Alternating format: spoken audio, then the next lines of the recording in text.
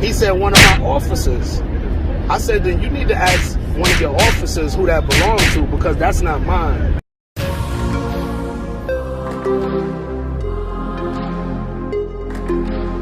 Mouth swab people? Yeah, do the G saliva. Right. You got to stick in it. You know how long that Q-tip is? Yeah, but I mean, once something is here, then it's just here. If you can't do nothing about it, then you just got to figure out how you going to survive. That's it. I think people give government too much credit. You know what? And too much power. The fear comes from that power. Right. And all of the people who try to say they're against the government and all that kind of stuff, when a hurricane come, who's there? FEMA.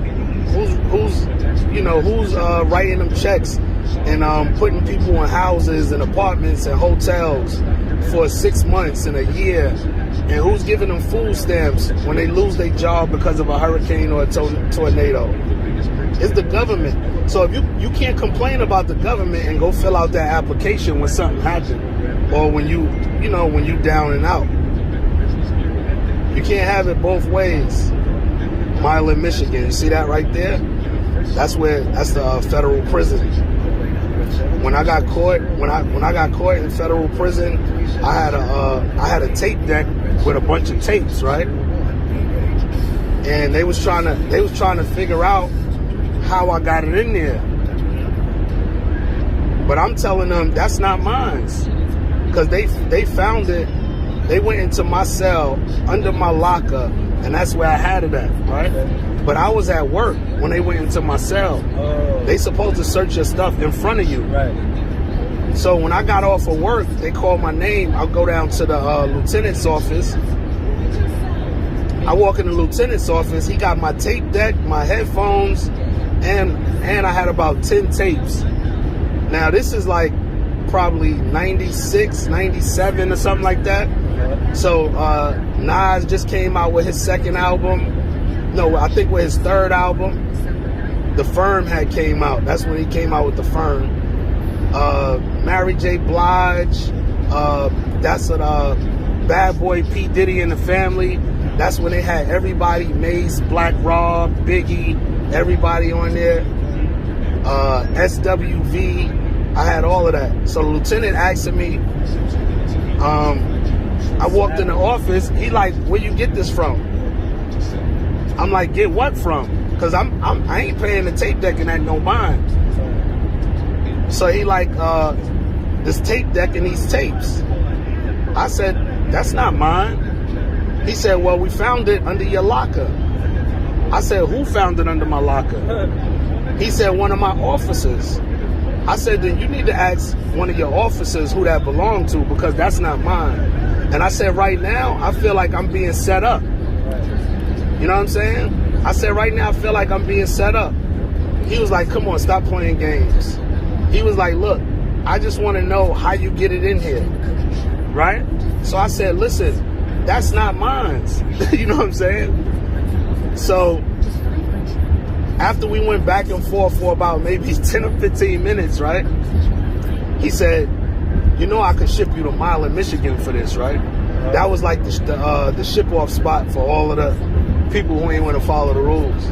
He said, you know I could send you to Michigan for this, right? Michigan is far away, so you know what that's going to mean, right?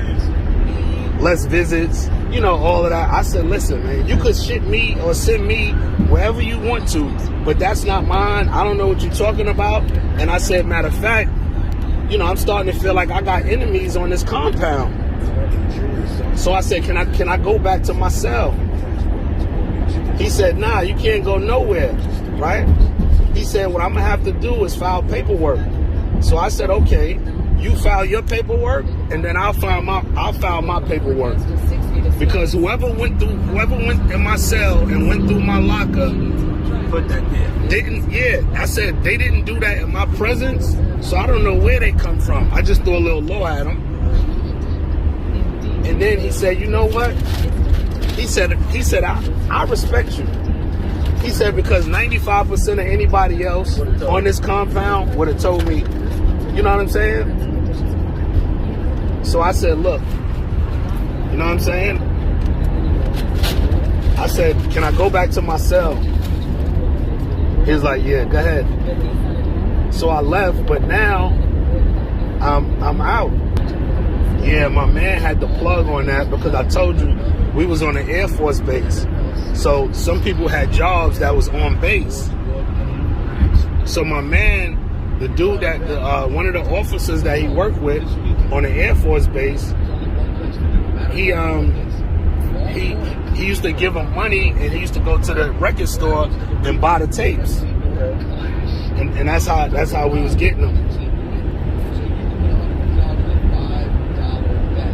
But one tape might cost you $100. Like, you get a dude $100, the tape might be $20, and you tell him keep the change. He just made $80 cash. You know what I'm saying?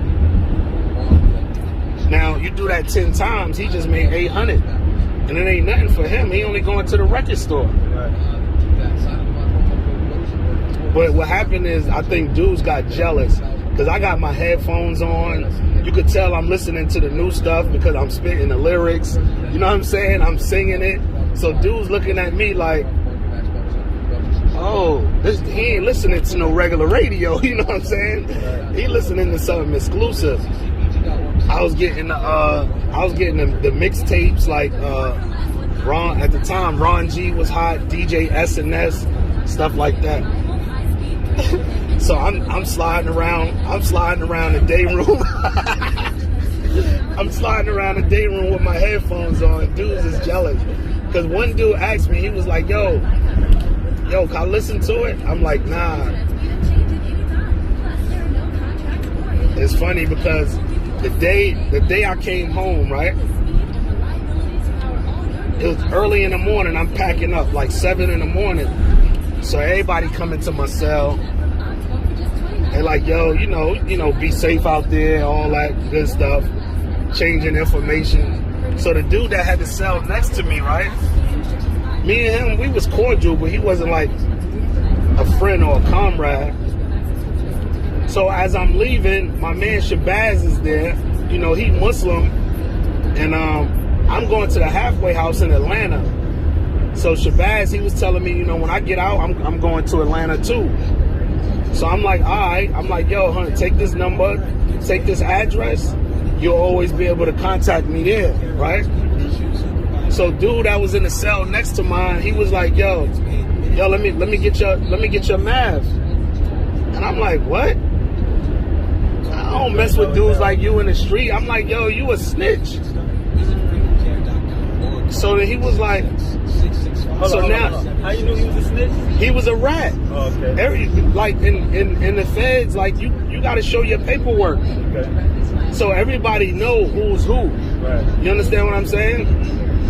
But really, and it's funny because a lot of people talk about rat and snitch, but in the feds, is more people who snitch than who didn't snitch. Right.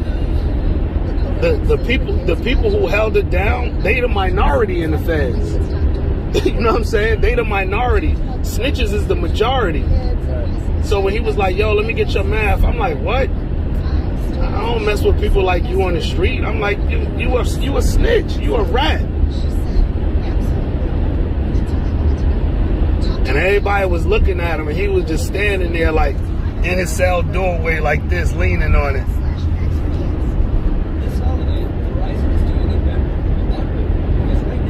And I left, you know, I left with nothing.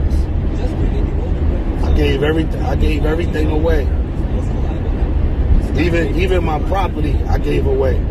I had two diamond earrings that I gave to my man. Like, share, and subscribe, and leave a comment for the next topic, and hit that Cash App.